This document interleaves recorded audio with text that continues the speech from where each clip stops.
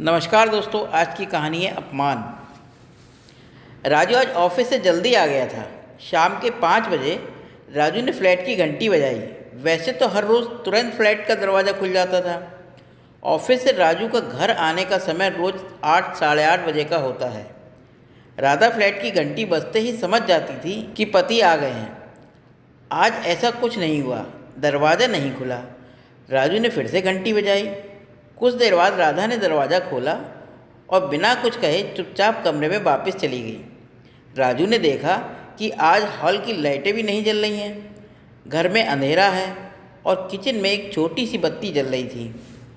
राजू हैरान हो गया। हॉल की लाइटें राजू ने जलाई। लाइट जलाते ही राजू ने राधा की आंखों में आंसू देखे। क्या हुआ राधा, तबीयत तो ठीक है ना? राजू ने राधा से पूछते हुए हॉल की बड़ी लाइटें भी जलाई। पति के पूछते ही राधा रोने लगी। राजू ने उसे हौसला दिया। क्या हुआ, बताओ तो सही, यह रोने से कुछ हल नहीं निकलेगा। राजू ने राधा को अपने सीने से लगाया। 3-4 मिनट बाद राधा का रोना बंद हुआ। पल्लू से आंसू पोंछे लेकिन कुछ कहा नहीं। राजू ने पीने का पानी दिया। राधा ने पानी पिया और फिर रोने लगी। राधा को बार बार रोते देख राजू चिंतित हो गया। उसे कुछ समझ नहीं आ रहा था कि आखिर राधा को क्या हो गया है।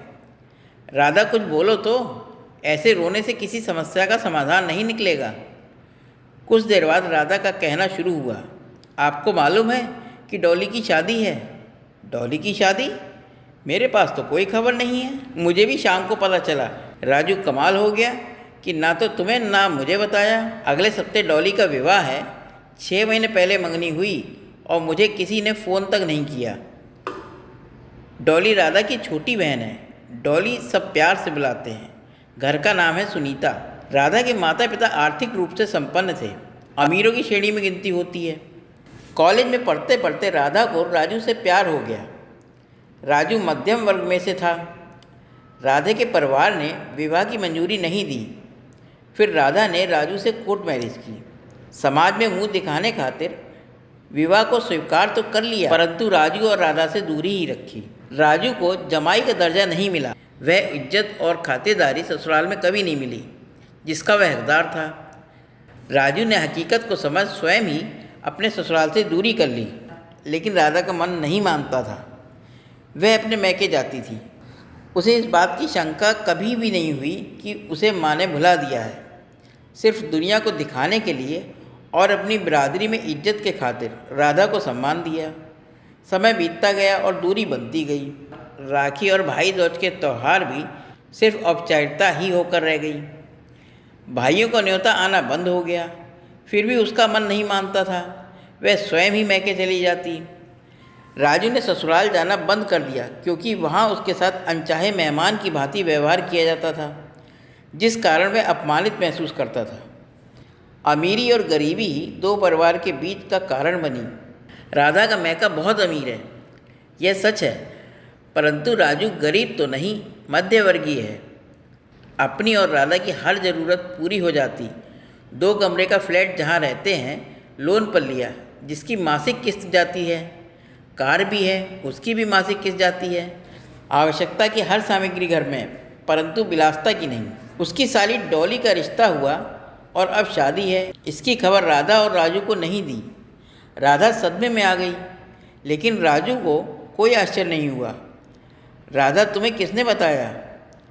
चाची जी ने आग लगाने के लिए बताया। जब 6 महीने पहले रिश्ता पक्का हुआ तब क्यों नहीं बताया? आज भी ना बताती तो अच्छा होता। राजू की आवाज़ में नाराज़गी थी। अगर चाची ना बताती तो मुझे मालूम ही नहीं पड़ता। तुम्हारा दिल भी नहीं टूटता। मुझे घर का सदस्य नहीं मान रहे, बिल्कुल सच। आज तक मुझे जमाई नहीं माना और तुम्हें बेटी समझना छोड़ दिया। समझने से क्या होगा? उनकी बेटी हूँ, कोई झुठला नहीं सकता। कानूनी रूप से तुम उनकी बेटी हो और मैं जमाई हूँ, परंतु जबरदस्ती तुम अपने मुंह से यह बात निकलवा नहीं सकती। वह रिश्ता नाता तोड़ चुके हैं। तुम्हें इस बात को स्वीकार कर लेना चाहिए। ऐसा नहीं होता राजू। राधा, तुम्हें अब हकीकत को समझ जाना चाहिए। आज हमारे साथ नाता नहीं रखना चाहते, कल नाता फिर से जोड़ भी सकते हैं। मिलना और बिछड़ना एक सिक्के के 2 पहलू हैं। समय अनुसार सारे बदलते रहते हैं। राजू, तुम क्या कहना चाहते हो? यही कि अधिक मत सोचो। यदि बुलावा आता है तब शादी में शामिल होना, और यदि नहीं बुलाते तब दिल और दिमाग पर अधिक जोर नहीं देना। शायद नीति को यही मंजूर है, बिना बुलाए शादी में शामिल नहीं होना। मैं ज़रूर जाऊंगी बिन बुलाए। हाँ, घर की बेटी हूँ, मुझे बुलावे की क्या ज़रूरत? राधा, तुम सही कह रही हो कि घर के सदस्यों को किसी निमंत्रण की आवश्यकता नहीं होती, परंतु जब रिश्तों में खटास हो तब बिन बुलाए हरगिज नहीं जाना चाहिए। राधा, ये मेरा मत है और सियाने और बुजुर्गों ने भी ऐसा ही कहा है। मैं जाऊंगी, एक बार फिर सोच लो। मैं नहीं जाऊंगा। मेरा साथ नहीं दोगे? साथ तो पूरे जीवन भर देना है, पर मेरे ससुराल में मेरा सम्मान नहीं होता, और जहाँ स्वयं को अपमानित महसूस करो वहाँ नहीं जाना चाहिए। तो फिर क्या मैं अकेले जाऊँ? मैं अब भी यही कहूँगा कि जब तक कहीं बुलाए न जाएं, जाना मत। तुम्हें सती की कथा तो मालूम ही है। कौन सी कथा? जब दक्ष ने यज्ञ आयोजित किया तब उसने अपनी पुत्री सती और जमाई शिवजी को आमंत्रित नहीं किया, क्योंकि शिवजी को कभी मन से सती का पति स्वीकार नहीं किया। मुझे भी तुम्हारे माता पिता ने आज तक जमाई के रूप में स्वीकार नहीं किया है। सती यज्ञ में जाने को आतुर थी जैसे तुम हो। शिवजी ने सती को मना किया, जो मैं कर रहा हूँ, मगर तुम जाना चाहती हो। यदि सती की तरह तुम भी जाना चाहती हो तो मैं नहीं रोकूंगा। दक्ष ने सती और शिवजी का अपमान किया। सबका सिंहासन लगा था, लेकिन शिवजी के लिए कोई सिंहासन नहीं था। तब सती अपमानित हुई और अग्निकुंड में अपनी जान दे दी थी। इसके बाद भी यदि जाना चाहती हो तो ज़रूर जाओ, परंतु यदि अपमानित महसूस करो तब चुपचाप वहाँ से प्रस्थान करना और घर आ जाना। आप भी साथ चलो। नहीं, मुझे आज तक ससुराल में सम्मान नहीं मिला। मैं शुभ विवाह के अवसर पर अपमानित नहीं होना चाहता। राजू ने रोका बहुत, परंतु राधा भावनाओं में बहकर अपनी छोटी बहन डॉली के विवाह पर अपने मैके पहुंच गई। विवाह घर में विवाह की हलचल चारों ओर थी। 800 गज के क्षेत्र में बनी विशाल भव्य कोठी पर नज़र पड़ी। चारों ओर जगमगाती बत्तियों के बीच छटा निराली ही थी। होठों पर हल्की सी मुस्कान आई और ऑटो वाले को किराया दिया।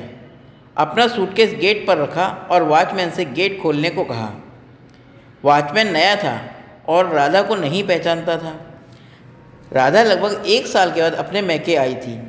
किससे मिलना है? वॉचमैन के इस प्रश्न पर राधा भड़क गई। क्या मतलब है तुम्हारा? अपने घर में जाने के लिए मुझे किसी से पूछना होगा? चलो सामान अंदर पहुंचाओ और गेट खोलो। मैं आपको नहीं जानता।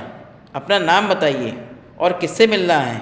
कोठी के वॉचमैन का उसे रोकना और उसका नाम पूछना राधा को अपमानित कर गया। वह स्वयं ही कोठी का गेट खोलने लगी और गेट को धकेलने लगी। वॉचमैन ने राधा का हाथ पकड़ लिया और गेट नहीं खोलने दिया। राधा वॉचमैन के रवैये पर हैरान हो गई। कुछ पलों तक राधा चुपचाप वॉचमैन को घूरती रही, फिर सूटकेस हाथ में लिया और दरवाजे को खोलकर अंदर गई। इस समय उसके माता पिता और चाची बाहर आए। BMW कार जाने के लिए तैयार खड़ी थी। ड्राइवर ने कार का गेट खोला। राधा के माता पिता ने राधा को देखा और अनदेखा कर कार में बैठ गए। चाची नेहा के समीप आई और फीके स्वर में बोली, राधा, तुम यहाँ क्यों आई हो? चाची, डॉली मेरी छोटी बहन है, उसकी शादी में आई हूँ। जब तुम्हें बुलाया ही नहीं तब तुम क्यों आई? आपने ही तो शादी का बताया था। मैंने तुम्हें बताया था, कोई निमंत्रण नहीं दिया था। बिना निमंत्रण किसी के विवाह में सम्मिलित नहीं होते, यह तो मालूम ही होगा। क्या अपनों को भी निमंत्रण की आवश्यकता होती है? राधा, जब तुम्हारे पापा नहीं चाहते अब तुम वापस चली जाओ। चाची, तुम्हारे कहने से तुम वापस नहीं जाऊंगी, मैं पापा से बात करती हूँ। इतना कहकर राधा कार की ओर बढ़ी। राधा, रुको, आगे आने की ज़रूरत नहीं है। जब हमने तुम्हें नहीं बुलाया तब शादी में आने की कोई ज़रूरत नहीं है। पापा, क्यों? मुझे पसंद नहीं कि इस शादी में तुम अपनी गरीबी सबके सामने दिखाकर मेरी नाक कटवाओ। डॉली की शादी तुम्हारे से भी ज़्यादा अमीर खानदान में हो रही है। शादी के समय में शहर के क्या, देश के अमीर व्यापारी, उद्योगपति और सरकारी अधिकारी उपस्थित होंगे। उनके सामने मैं तुम्हारे फर्नीचर बनने की नुमाइश नहीं करना चाहता। मैं नहीं चाहता कि किसी को भी भनक लगे कि मेरी लड़की 2 कमरों के टूटे फूटे फ्लैट में रहती है और मेरे जमाई छोटी मोटी नौकरी करता है। इसलिए डॉली की शादी में तुम्हारी कोई जगह नहीं है। क्या आपकी नज़रों में सिर्फ रुपए पैसा ही सब कुछ है? रिश्ते भी रुपए की तराजू में तोलते हैं। क्या लड़की भी पराई हो गई? तुम हमारे लिए तभी पराई हो गई थी जब तुमने 2 टके के छोकरे से शादी कर हमारे मुंह पर कालिक पोती थी। यह तुम क्या जानो कि हमने अपमान का घूंट कैसे पिया था। जितनी तनख्वाह राजू को मिलती है उससे ज़्यादा के नौकर मेरे ऑफिस में धक्के खाते हैं। राधा, तुम्हारा और हमारा कोई मेल नहीं, अब रास्ते से हट जाओ, हमें डॉली की शादी की शॉपिंग पूरी करनी है। इतना कहकर पापा ने ड्राइवर को कार चलाने के लिए कहा और खिड़की के शीशे बंद कर दिए। कार चली गई। राधा चुपचाप कोठी के बाहर फुटपाथ पर गुमसुम बैठ गई। वॉचमैन ने राधा से माफ़ी मांगी क्योंकि वह पहचान नहीं सका। तुम्हारा कोई कसूर नहीं है, तुम अपना फ़र्ज निभा रहे थे। कहाँ जाओगी बहन? वॉचमैन के मुंह से प्यार भरा बहन सुनकर राधा की आंखें भर गईं। माता पिता ने नाता तोड़ दिया और एक बाहर का इंसान इंसानियत का आदर्श बन गया। ऑटो, राधा ने हल्के से सिर्फ इतना ही कहा।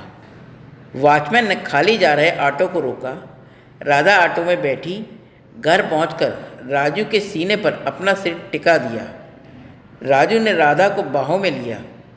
राजू, मैं तुम्हारे साथ रहकर बहुत खुश हूँ। अब मैं कभी अपने मैके नहीं जाऊँगी। और राधा के आंसू बह निकले।